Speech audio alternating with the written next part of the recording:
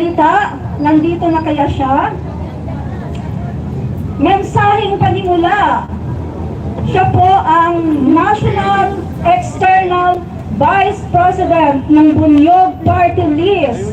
Walang iba kundi si Engineer Maria Belinda Cebalya. Alagtakan po natin. Nandito na po ba siya? Nandiyan na announcing, nandiyan na si Attorney Ricky Enzo-Recto Tumutargo! Ayan ha? Ang daming ba si Attorney dito? Ang dami. Okay. Magandang hapon po sa So ating ayan lahat. Magdalo Group guys, ano. So mamaya makasama natin si Trillanes. So sinasabi niyong bayad daw, walang pagkain. Congratulations po sa ating lahat. Nagkakaisa sa isang hangarin. Wala tayong titingnan kung anong kulay, ano ang ating mga ideolohiya. Ang mahalaga sa atin kung ano ang makakabuti sa ating bayan. Kaya congratulations sa ating lahat. Ito daw si Algeria. At sama-sama tayo. Sabi ni ano? Ituloy natin na manindigan para sa tama. Ang mga vloggers na iba-iba ang kanilang sinuporta nung nakaraang eleksyon. Shout out, Ma'am At ang John. Bunyog Pagkakaisa Party Share natin yung live, guys. ay may iisang layunin. Gusto natin na ituloy, iproseso ng Kongreso ang inihain na impeachment laban kay Vice President Sara Duterte.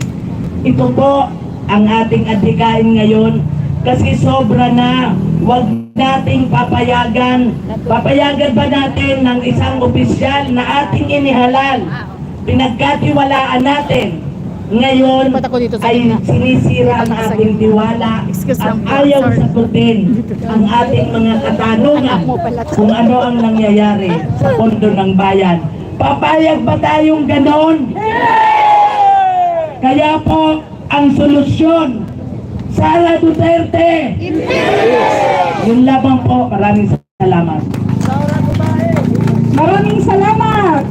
Ngayon naman, mga kababayan, ay tawagin natin walang iba kundi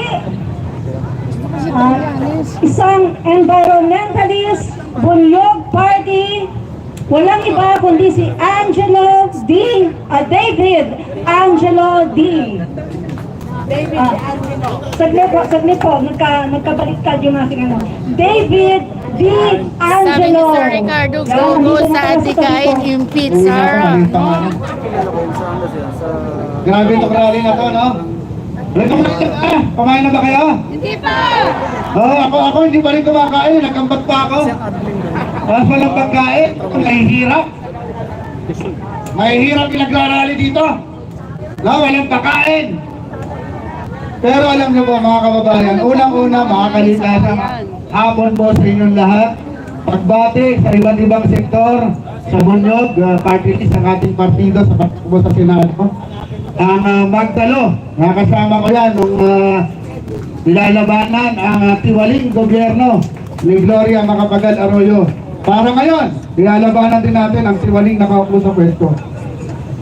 Si David Angelo po, lagi palang DepEd Secretary. Si Sara Duterte ang panawagan ko na resign. Bakit?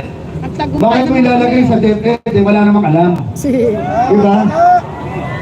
Ang gusto pa dapat, national security.